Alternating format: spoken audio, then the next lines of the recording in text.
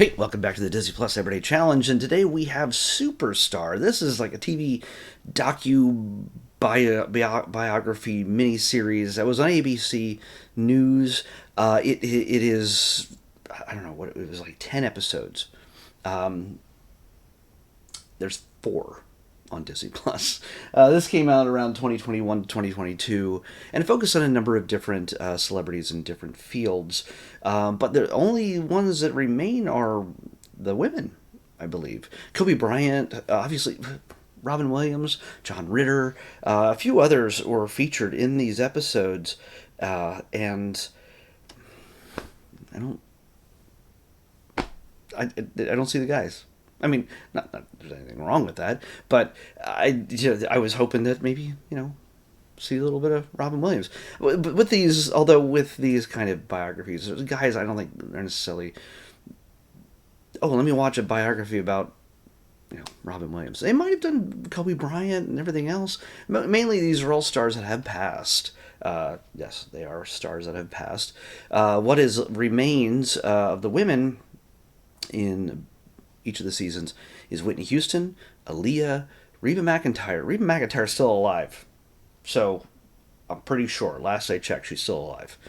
Um, so she's the exception, and also Elizabeth Taylor, which is the one I chose. Everybody else is kind of a music superstar kind of thing, and that's all right. But I kind of wanted to learn a little bit more about an era that I wasn't around for, that I didn't really know a lot about. Sure, I knew who Elizabeth Taylor was, and I know about her films and things like that. But I wasn't, I kind of liked some of that vintage history, Hollywood history, and she's a big part of that. So when I chose Elizabeth.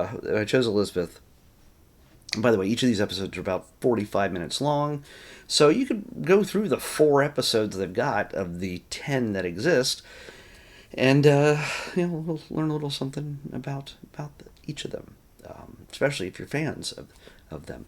I picked Elizabeth because she kind of spoke to the point of Hollywood glamour. She is a woman in Hollywood who actually changed Hollywood to her benefit and to the benefit of others as well. She was a notorious woman, let's just say. She grew up in film, in trying to become a star. Her parents encouraged it.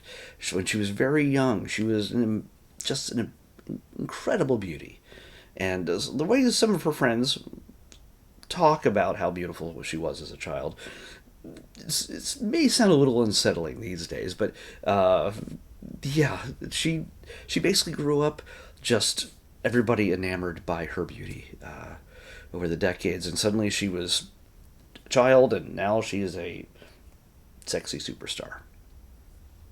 Very little transition time. She, and what became, part of the gossip columns over the years, gossip columns, newspapers, movie tone reels before the movies that you see in the theaters back then, they'd all talk about what's Elizabeth Taylor doing today and who she's marrying today. She's a woman who's had five marriages by the time she was 32. At the height of her career, the last one in that era, back in the 50s, was Richard Burton, her co-star on Who's Afraid of Virginia Woolf and Cleopatra, and they did 11 films together. Yeah. So she's also infamously known for taking Eddie Fisher away from. I just had her name in my head. I just was saying it. Debbie Reynolds, Carrie Fisher's mom, Princess Leia. Yeah, and Debbie was a wholesome, girl next door kind of icon that's the way Hollywood marketed her. Elizabeth, however, they wanted to have her be the same way because everybody was very kind of more puritanical, and when you get somebody who has Elizabeth's beauty, and she just kind of rolls up to any guy she likes and they're immediately, let's just say, involved. And that made her a bit of a villain in many ways, but it also made people want to know more about her. She was even condemned by the Pope. The Pope wanted to have her kids taken away from her because she was just a horrible, just not a good role model. Some people wanted to keep her from re-entering. Some politicians in America wanted to keep her from re-entering the United States because she had an affair, because she stole men away from their wives. And yeah, she did that, and it's not a great thing. I'm not saying, way to go, Elizabeth. I'm not saying that, but I'm just saying that some people are a little bit over the top with these kind of things. And it takes you all the way from her acting career, her rise, her ups and downs, and the many men that she married and dated and not married, and the alcohol, the drugs are touched on. But what really helped to define her later in life was her advocacy for people who were HIV positive and with AIDS. In the 80s, especially, she kind of used her power as an influencer to bring to light the things that the community was suffering from, specifically the gay community. It touches on a little bit of her later marriages, and one of which was held at Michael Jackson's ranch, and you get to see some photos from that. Her life was certainly not without controversy, and this is very much a sanitized, clean-cut to 45-minute kind of thing. I'm sure you could probably make a 3-hour documentary about her. There might already be one somewhere.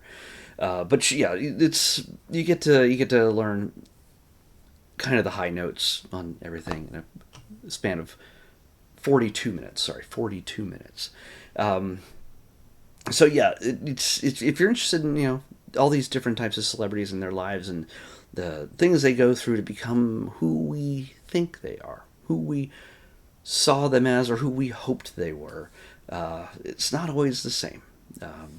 Especially in Elizabeth's life, she wasn't exactly the person that everybody saw her to be, and it's usually never the case. We only see what the media gives us, what she offers up or doesn't offer up, and the media still gives us. So, unfortunately, again, there's everything's not all the episodes in here. I would have loved to watch a Robin Williams one. As tragic as it is. But did I say already that a majority of the interviews when she was alive were done with Barbara Walters? If not, well, I'm telling you again. My memory sucks tonight, so so yeah, it's definitely worth checking out if you're into the kind of celebrity biography history. So let's pick tomorrow's episode. 53. What do we got at number 53? Oh man, it's finally time. There are a number of Marvel documentaries about all the different things they've released over the years, specifically the stuff they released on Disney Plus, but also many of the films. They stopped doing that in recent years. I kind of like it's for me. It was kind of like the bonus stuff you find on a Blu-ray or a DVD behind the scenes thing. Well, they seem to stop doing that in recent times. But back when Disney Plus was firing all cylinders and putting out a Marvel mini-series every 2 months, well, here we go.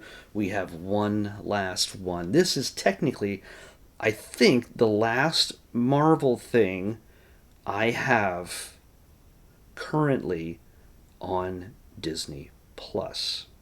Where'd you go? 53. Come on, 53. Where are you? I have to zoom this out so you can see the whole thing, but you'll understand. The only documentary we have not watched yet, it is Marvel Studios Assembled, The Making of the Falcon and the Winter Soldier.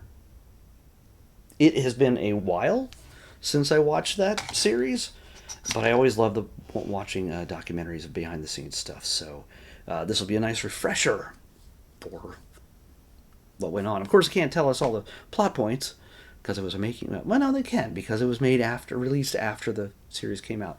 It's something you can watch after you watch the series, whether you want to or not, whether you really feel like it. I don't know.